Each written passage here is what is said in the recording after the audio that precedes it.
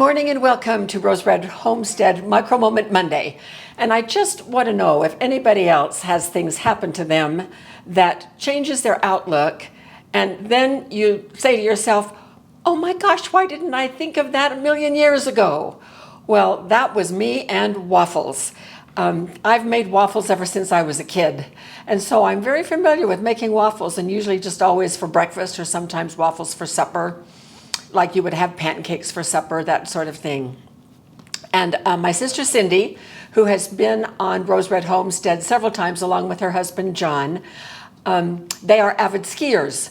And a couple of weeks ago they were skiing and it was really cold, so they decided to go into the resort, and Cindy saw a menu that had waffles, savory and sweet waffles. And they ordered one order of chicken and waffles. And I've heard about chicken and waffles all my life. It seems like the most unlikely pairing ever. I thought, oh my goodness, I could never eat chicken with waffles. And yet I know it is a very popular dish in the South, and every single woman I have ever known from the South, and there have been several in my life, have been phenomenal cooks. And so I should have trusted that. And so we got to talking about waffles, and then as I then started thinking about waffles, I thought, you know, we could really work waffles into our food storage and food security plans, and it would be fantastic. And so I started doing research. Now, my waffle iron that I've had for 25 years, maybe even 30 years, was just a little round, either 7-inch or 9-inch waffle iron.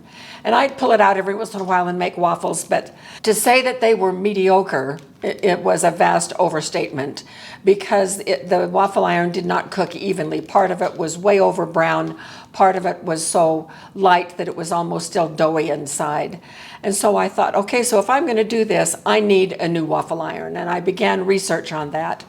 I simply threw my other one away. I usually will give those to secondhand stores, appliances that I no longer use, but that waffle iron was just a piece of trash, and so I trashed it. I ordered an All-Clad, which is a top brand. I thought, if I'm going to do this, I'm going to just really do it right and get a great waffle iron. Had really good reviews, and it was a large one that had 4 squares.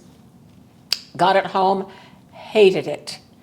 It didn't cook evenly, and there were several other things, so I returned it. Did more research and came up with this one. This is a Calphalon, if I'm saying that right.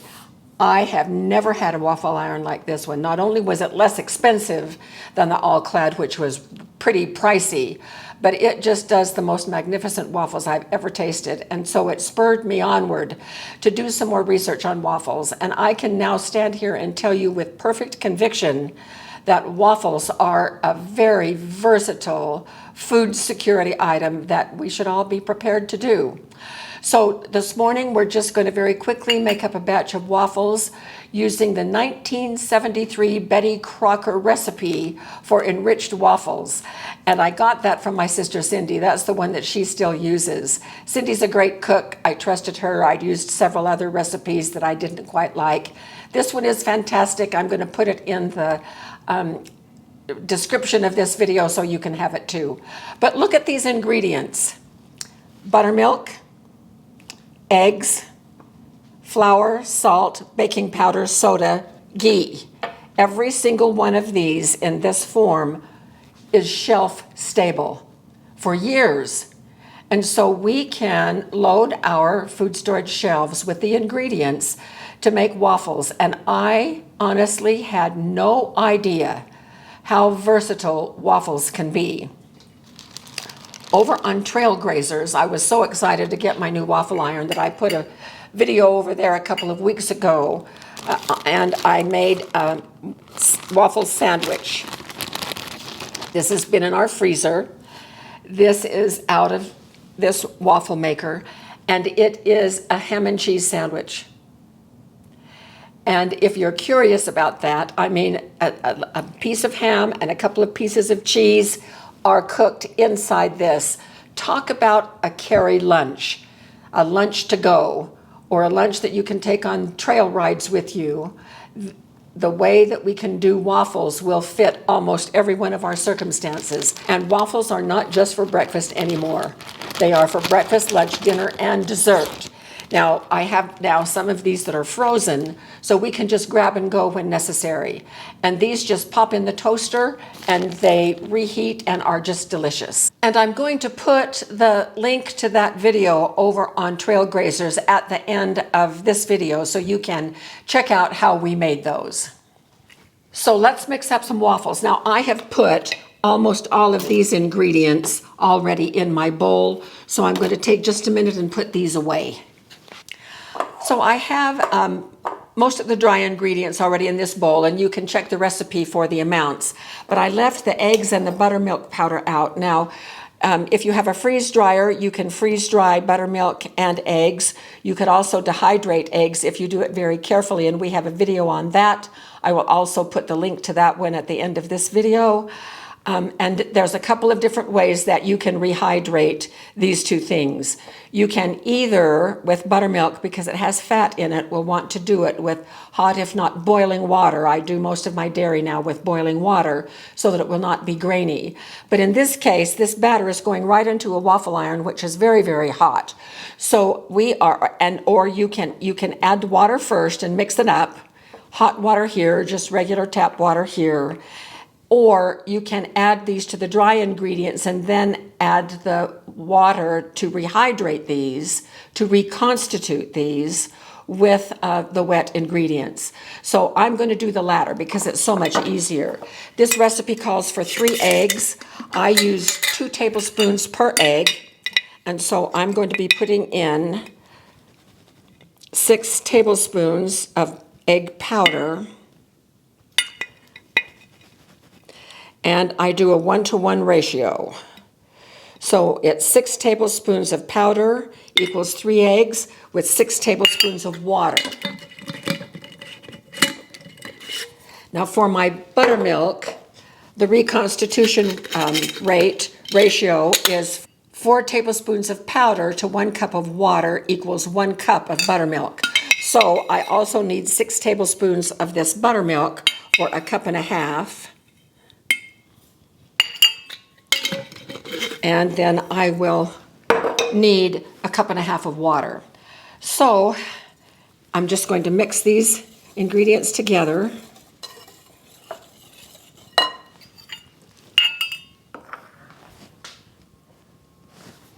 Here's my half a cup of ghee. It's kind of setting up. It will be fine. I had melted it, but it's still soft. I can mix that in. And then here is a cup and a half of water to reconstitute the buttermilk, and then 6 tablespoons of water to reconstitute the eggs. So I'm just going to pour that in as well. So nothing could be easier than to whip this up if you have the food storage ingredients to go. I'm going to go ahead and turn on my waffle iron. I'm going to be setting it for 1 mark past halfway. It says now it is preheating, and it will ding at me when it is ready. That waffle iron, the plates on that are ceramic. And my gosh, nothing sticks, nothing. Not even on the outside of the... If I drip on the outside, then instead of making a huge mess that I always used to dread, it just peels right off. It just, nothing sticks. Okay, this batter is ready to go. And according to the directions, it takes half a cup of batter per side. So we will be back when this is ready to put the dough in. It is ready to cook, so here we go. It's beautiful on the inside. I am moving forward.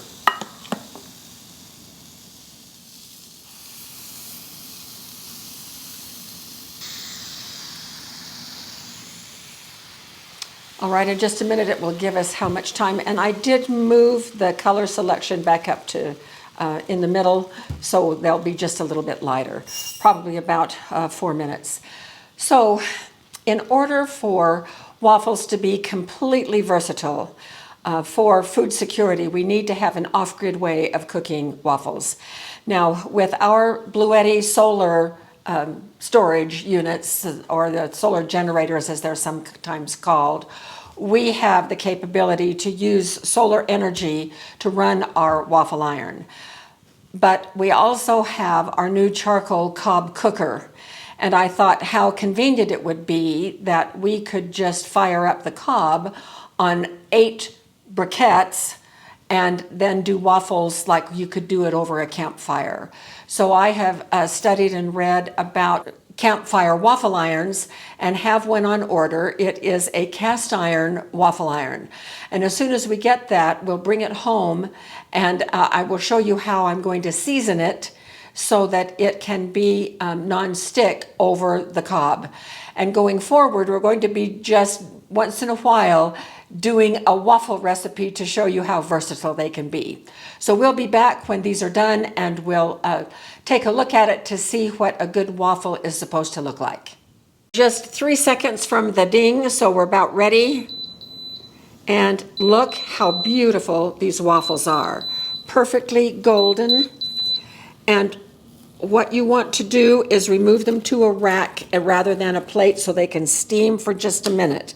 Now, we're preheating again. Be sure that you do that with your waffle iron. And then we'll keep going with this.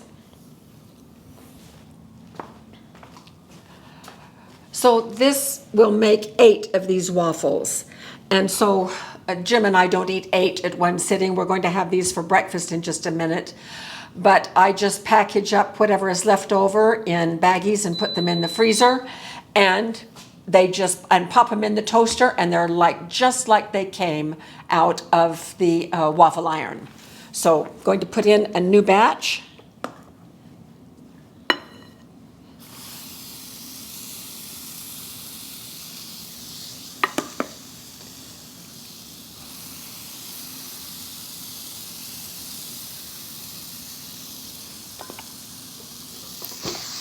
This is a Belgian waffle cooker, and the pockets are deeper than an American waffle iron.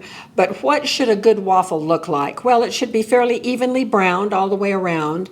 It should be crispy on the outside and nice and soft and wonderful on the inside.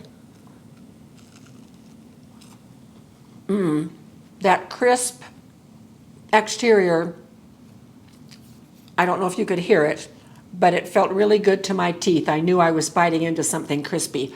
So this is exactly what a good waffle should look like. Why don't all of you who do waffles, and especially those who do fun things and different things with waffles, tell us about that in the comments to this video, and share the versatile ways that you are using waffle batter.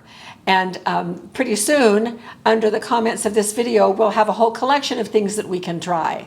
So watch going forward for more short videos on different things with waffles, and then our community can always share with each other. Oh, how I love our community. We always learn from each other, which is just exciting. So thank you so much for being with us on this Micro Moment Monday, and we'll see you next week for another one.